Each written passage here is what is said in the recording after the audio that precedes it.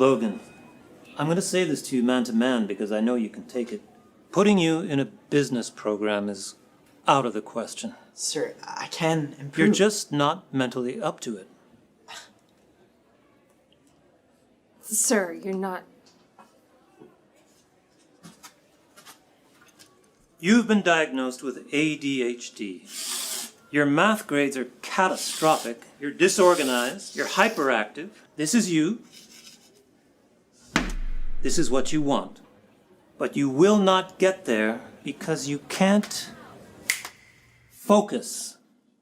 But I can get there. I can. I'm willing to put in the work, sir. He already is. His grades are going up. It's too little, too late.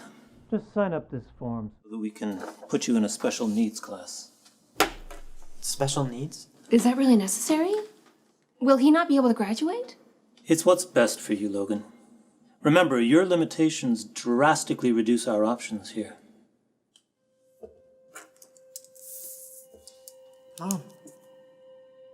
It's what's best for you.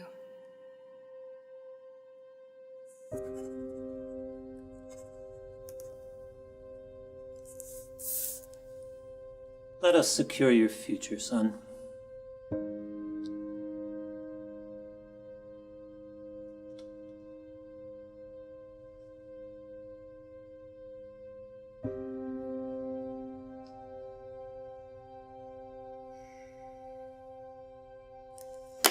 What are you doing?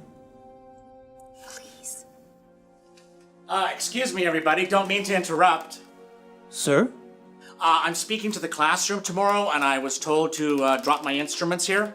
Your music instruments? Yes. Sure, just do it quick. Okay, boys, bring them in. Young man, could you give them a hand? What happened to you? It was a kind of pill that was never meant to be given to pregnant women. Thalidomide? What's thalidomide? It was a sedative, and it was supposed to be so safe, they thought that anybody could take it. Pregnant women were prescribed thalidomide in the late 50s and 60s as a treatment for morning sickness or insomnia. Distillers paid £33 million in compensation to nearly 460 children. Some were blind, deaf or brain damaged. My birth family were consulted to sign papers and just give me up. Remember, in 1960, babies born with severe handicaps, they had no life. But enter my life, the changers. Hilda and Jack Law. Hilda was my foster mom and became the only mom that I would know.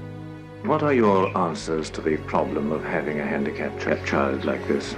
They should be treated as normal as other children, and if they're in a place like this with all disabled themselves, they'll notice their disability more than what they would if they was amongst normal children. She saw something that nobody else could see, and that was indeed positive potential. I had to make my bed every morning before school. I had to pick up my toys every night before bed. I had to vacuum the carpet 3 times a week because Mother expected neatness, wondering every single day, do you really love me?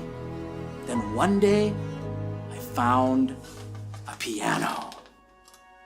I'm looking at my feet, I'm watching the piano, and I'm thinking, I'm gonna suck at this too. But Mom heard me play. She came racing down to the basement and she says, "Was that you?" And then she stood behind the piano crying. You know, I'd ask my mother later, "Why did you cry behind the piano that day?" She said, "You don't really understand, do you? How hard it was to be with you every day, to see the looks, to see the stares, to hear the insults. But more than anything, the hardest part, Alvin, was to push you beyond belief. It was within every illogical thought in my brain to do that to you, to not force you, to not challenge you. People thought I was cruel to you. Do you have any idea what that felt like?" That's why I cried. You play the piano? Well, maybe if you could do that, then I could too. Listen, your situation is very, very different. We're not playing musical instruments here. If you don't sign that form, I'm going to have to recommend that you be expelled from the school. We cannot have you lower our performance scores just because you're in the wrong program. Logan. I can't afford any other school. Exactly. I understand. That's the reality of the situation.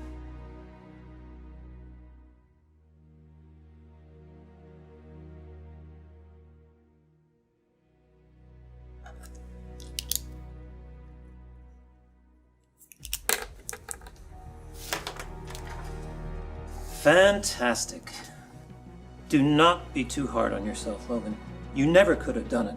I mean, even you, Mr. Alvin, could never have played the drums. There's no shame in that. It's just better to see it now so you don't waste a lot of energy for years to come.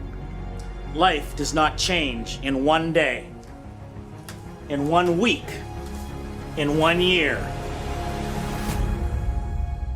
It takes step after step after step after step.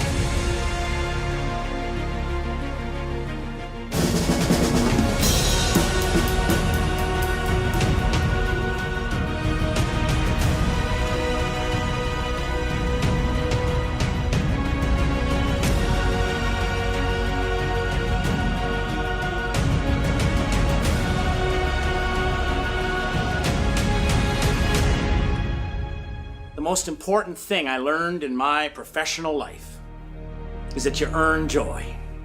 It's not a human right. You attain success. I got a label. It's fixed right on my forehead. You know, it used to bug me until it occurred to me. I just have to change what the label says. What about you, Logan? Can you succeed in spite of your ADHD? Or because of it?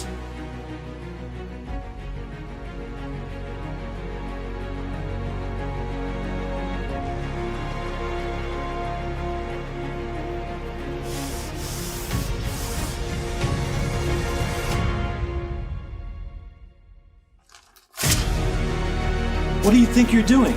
I'm changing the label.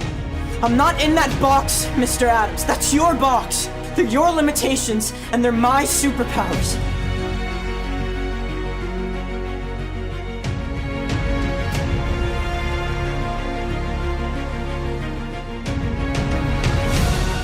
I just don't get what you see in him.